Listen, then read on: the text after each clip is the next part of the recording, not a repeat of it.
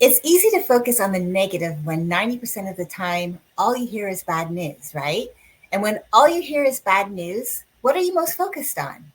You're most focused on all that is wrong in the world, with what's not going right in your life, and you may even start thinking that nothing will ever get better.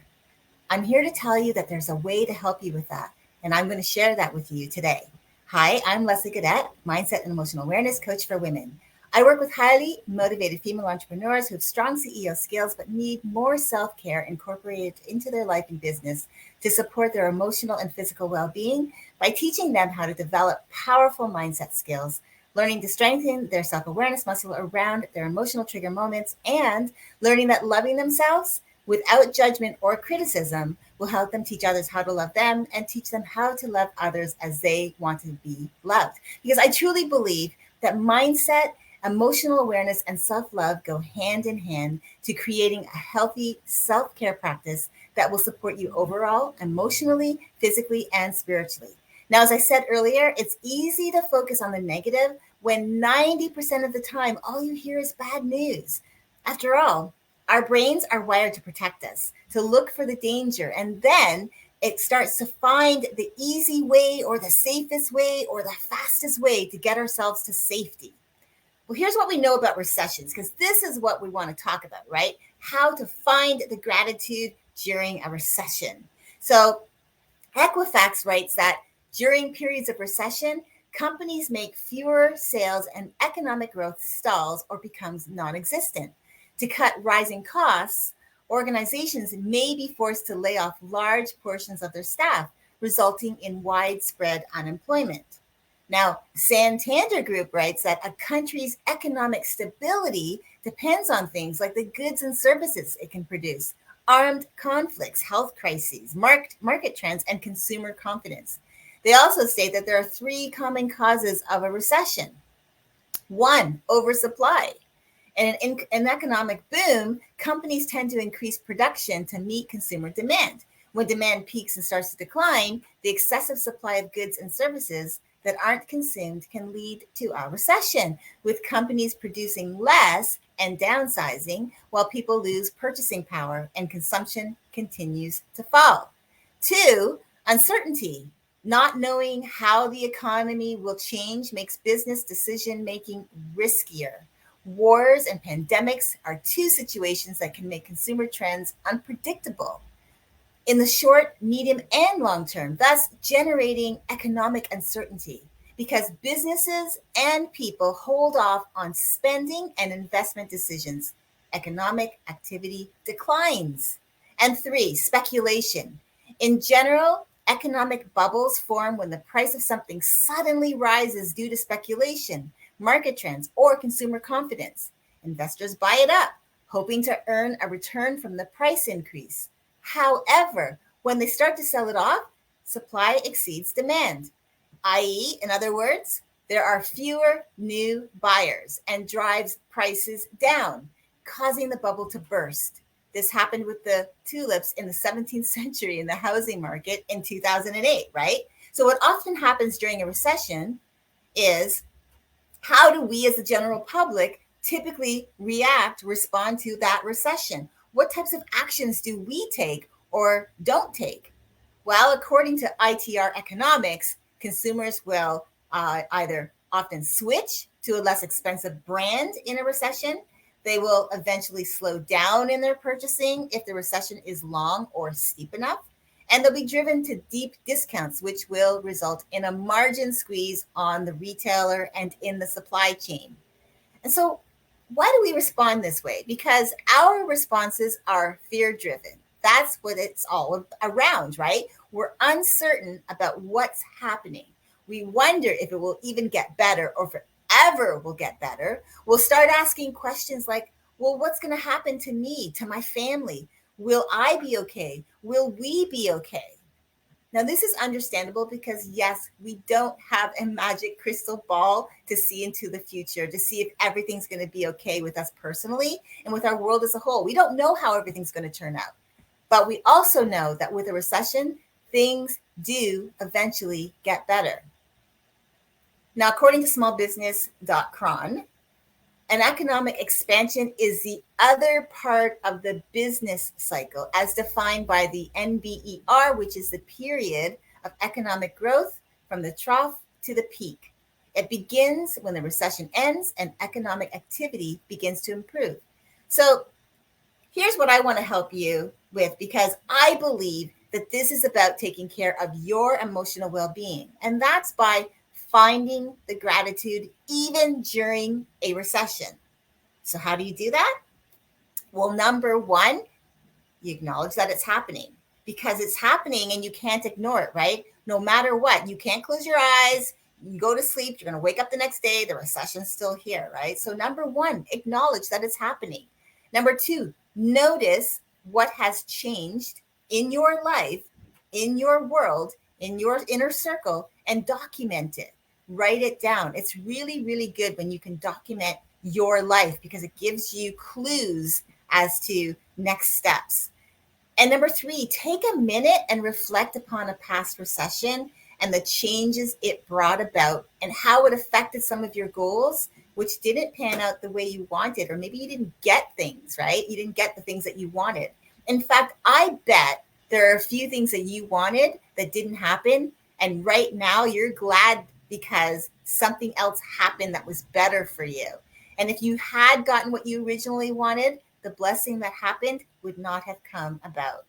So I'm going to give you an example of myself around this, because it's not necessarily a recession, but it's around finding gratitude in the moment. And I truly believe this is really a helpful tool. My husband and I were living on the west coast of Canada in Vancouver, BC.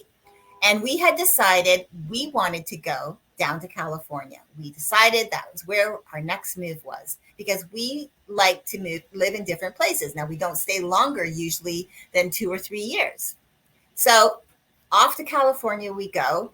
And we didn't really have a great solid plan other than get our stuff packed, get on the road, and when we get there, we'll just figure it out. And that was how we decided to move to California. But what happened, this is what really was, I think, an eye-opening experience for me. Usually we plan it out. We know where we're going. We kind of an idea of where we're going to stay, and we have that set up before we get there. But this time we didn't. And so when we got down there, it was really, really hard because one, we had to find a place to live.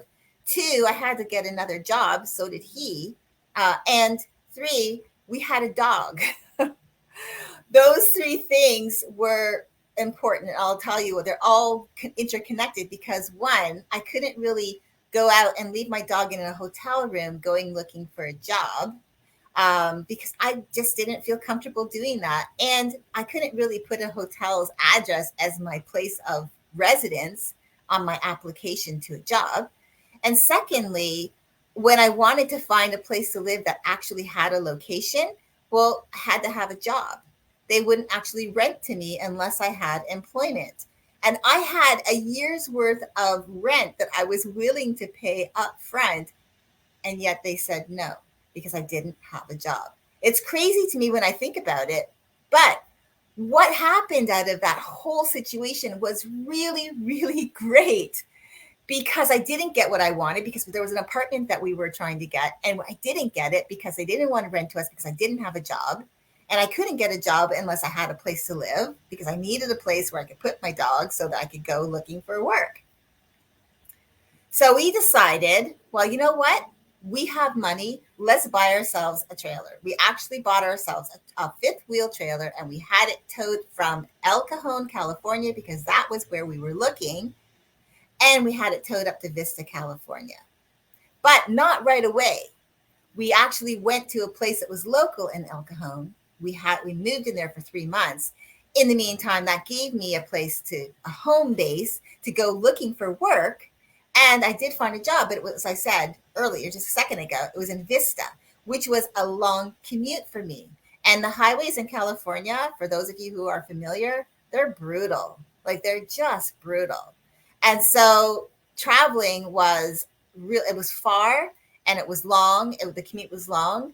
And I remember my very last time driving back to where we were currently living in El Cajon. It took me over 2 hours to get home because it had rained. It was raining that day.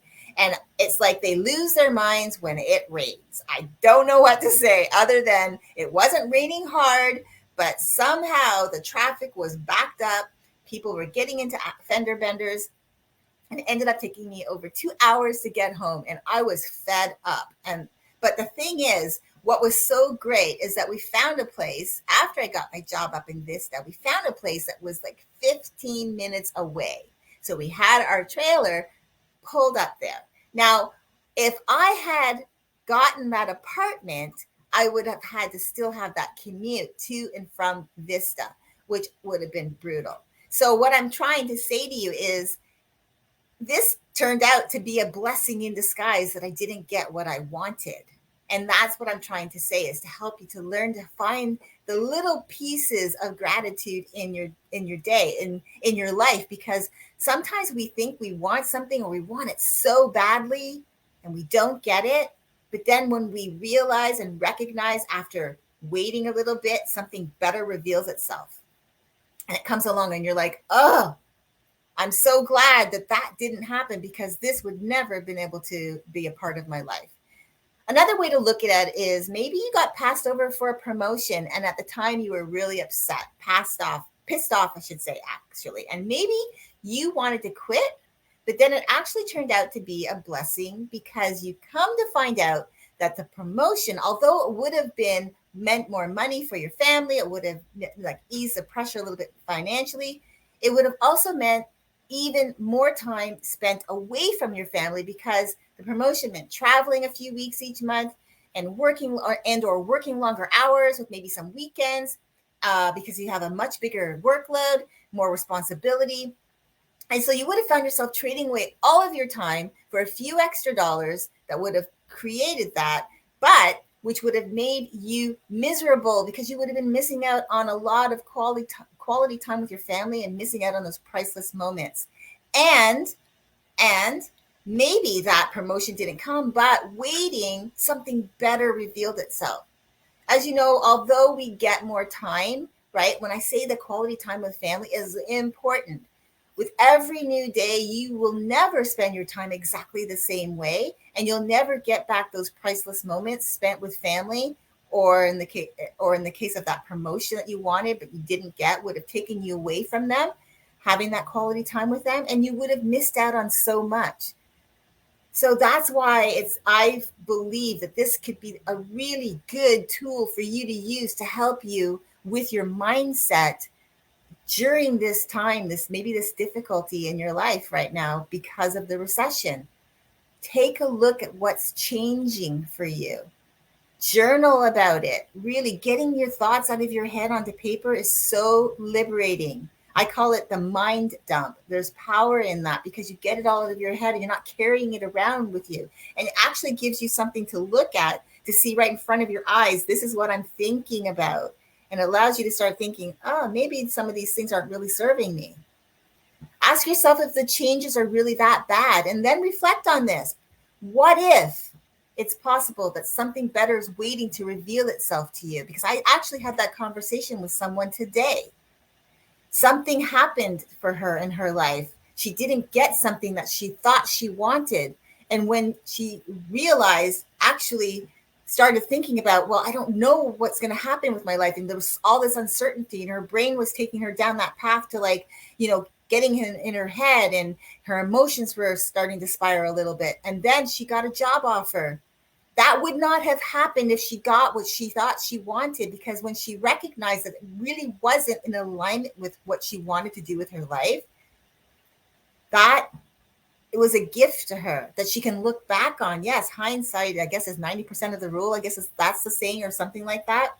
But again, it's learning to find the gratitude in the moment, because maybe something better is waiting. So find gratitude for what you already have that's good in your life right now, and celebrate that.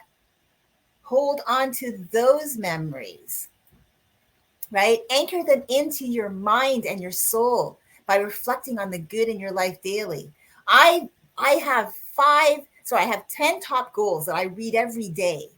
to get my mind in that place, to look to the future. I'm anchored in the present, but I'm looking to the future. I have goals, and I'm feeding myself with positive things, things that I can find that can help me to do these things, finding the evidence to support the goals that I have.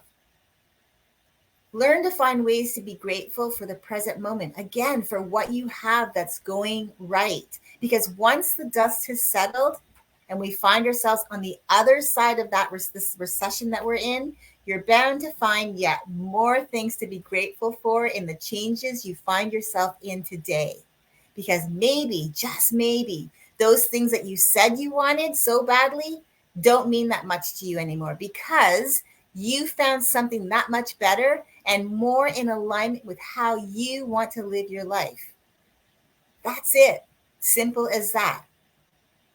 Find the gratitude in the moment that you're living right now. Find everything that's going right in your life, that's good in your life right now, and focus on that. And allow yourself not to get caught up in the negativity, the stuff that's going on in the world that's bringing this recession upon us. All the negative news. Like I said, 90% of the news that we hear is negative. Step away from it, even if that means taking a break from social media ever so often and getting away from that, snoozing some things for a while so you don't get that negative feed in your Facebook feed, and allowing yourself, your mind, to take a break and focus on gratitude, because there's so much power in gratitude energy. So I hope this helps you, this exercise of finding the gratitude as you go through this recession. Because remember, recessions come and go, but it's how we respond to them and what we focus on that will make it that much easier for us to get through them, even better than when we first entered it. Remember to navigate your days with an attitude of gratitude, because with the right attitude, it will help you with your mindset so that you can tackle life's curveballs and roadblocks that come your way and come out that much stronger on the other side. I hope you have an amazing rest of your day and a fabulous weekend. Until next time, bye for now.